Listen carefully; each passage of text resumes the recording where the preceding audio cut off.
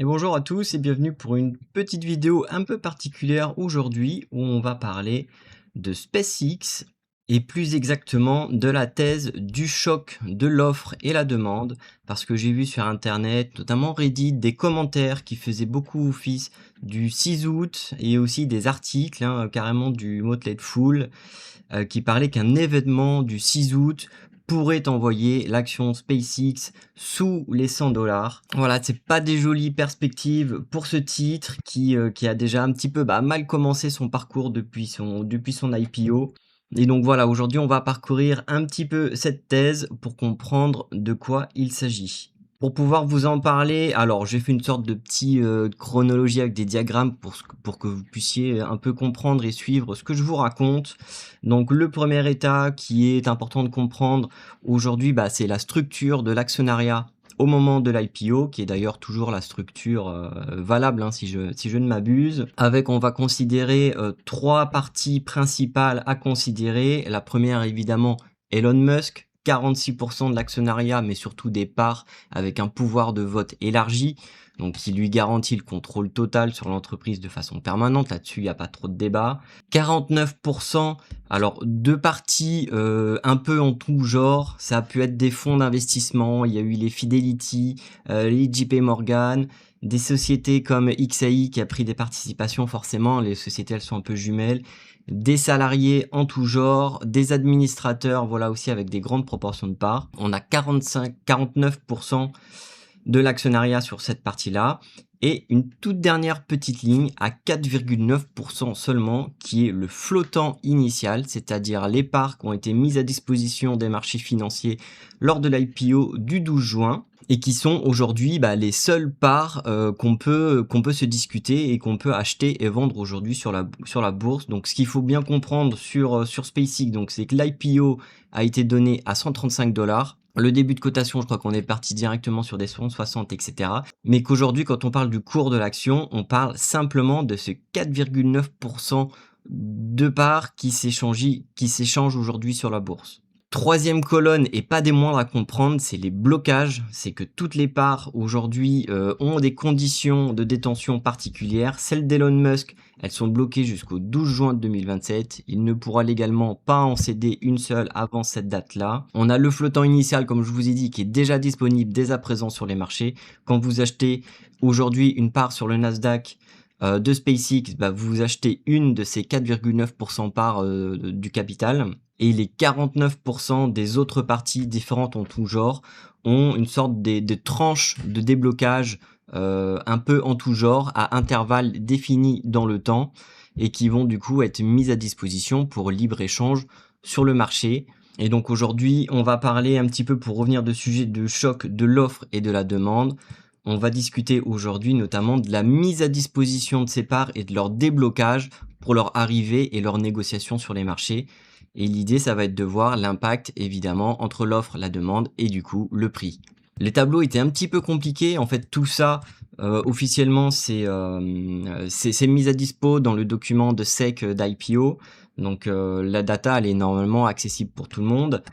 Toujours est-il que voilà, beaucoup de lignes, beaucoup de petites précisions, de conditions, etc. Donc, j'ai eu un peu du mal à m'y retrouver. Donc, ce que j'ai fait, moi, c'est que j'ai demandé à Gemini de m'aider, voilà, à synthétiser une vue un peu plus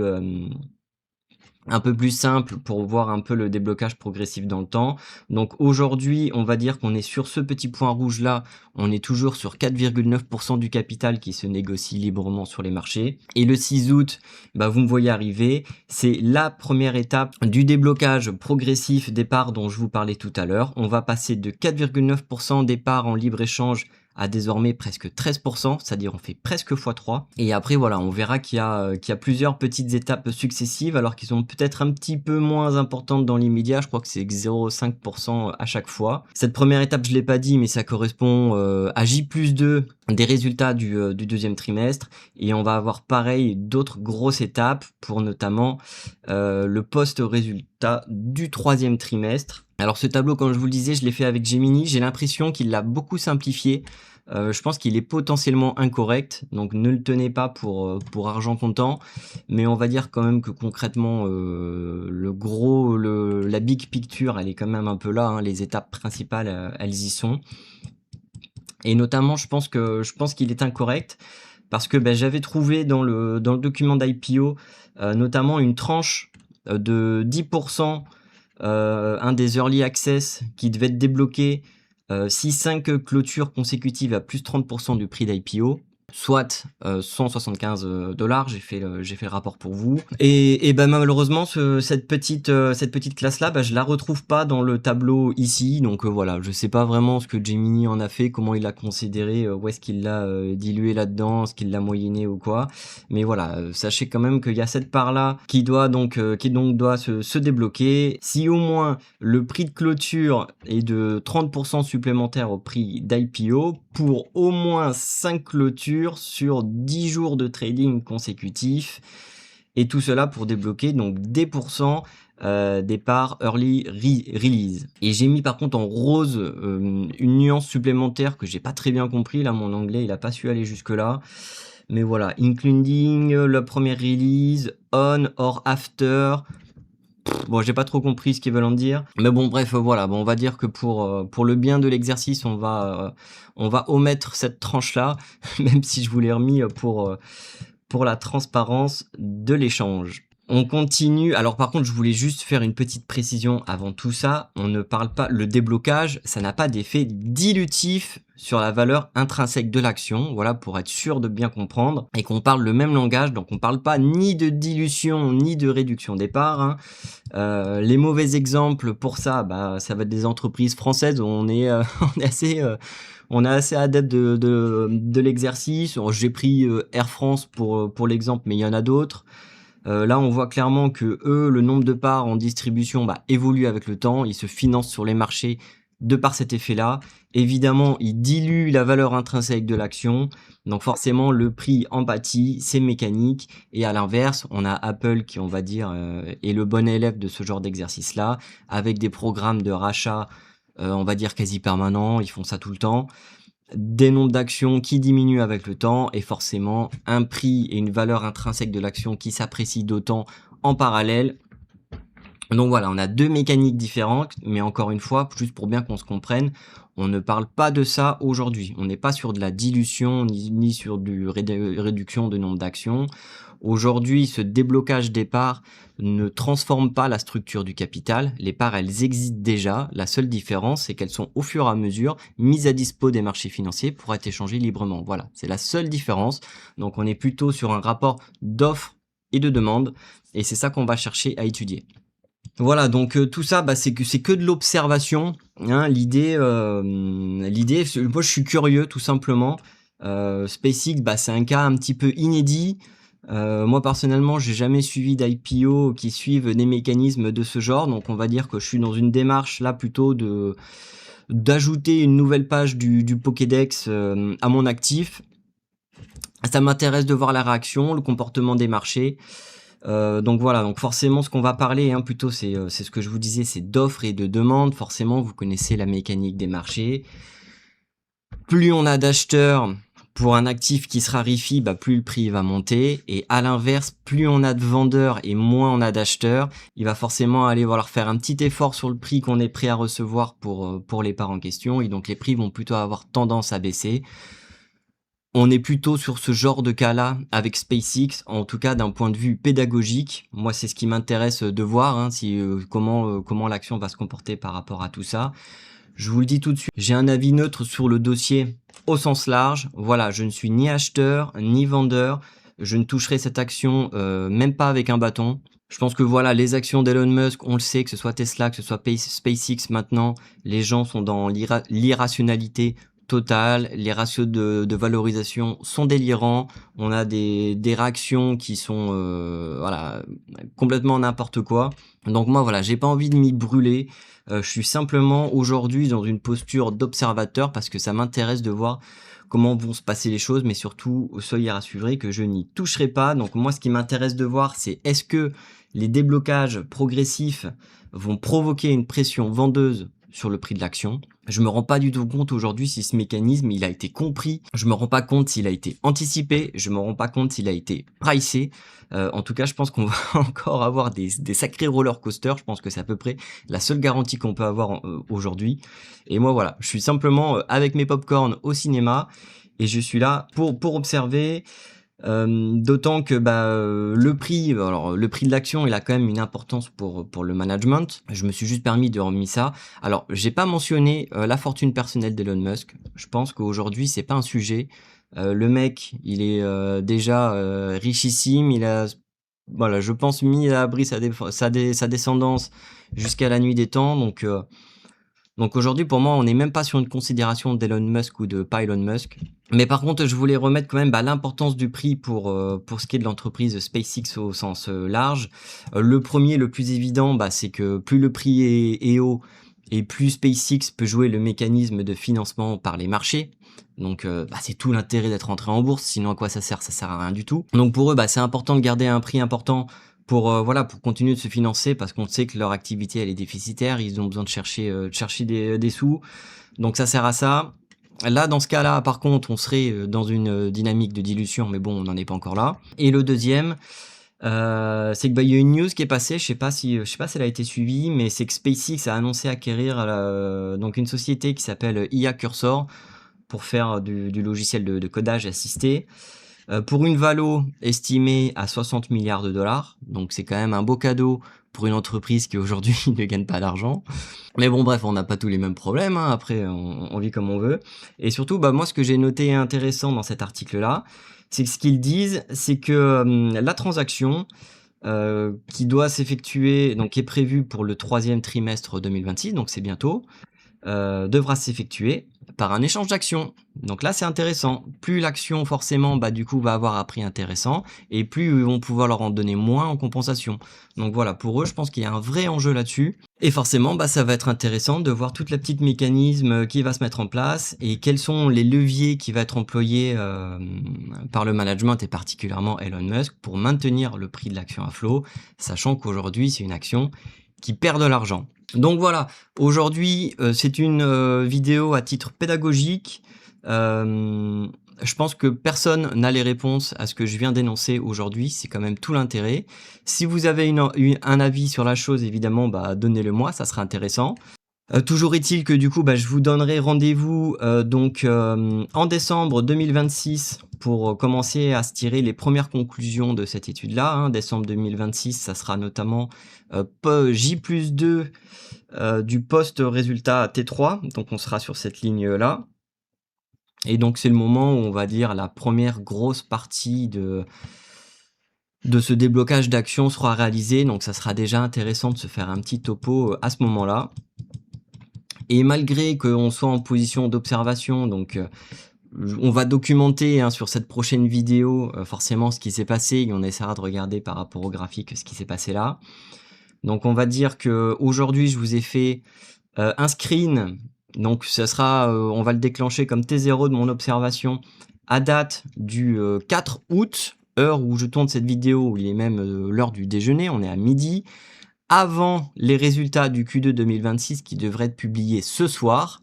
Donc si vous regardez la vidéo plus tard et que les résultats sont sortis, vous comprendrez que là tout de suite, j'ai pas encore les éléments. Donc l'idée c'est de se projeter avant d'avoir les résultats. Je trouve ça intéressant. D'ailleurs, je fais souvent ça quand je regarde les publications de résultats de mes entreprises. Je ferme surtout l'affichage des prix. Si je veux pas voir la réaction du marché, je lis d'abord la publication de résultats, je m'en fais mon avis. Est-ce qu'elle m'a plu? Est-ce qu'elle m'a pas plu? Et ensuite seulement, je regarde la réaction du marché, le mouvement de prix. Et des fois, par exemple, ça déclenche des envies d'achat. Voilà, si vous êtes content d'une publication de résultats et que l'action elle fait moins 10%, et c'est tout bénef. C'est jolie petite réduc offerte par le marché, donc vous pouvez passer.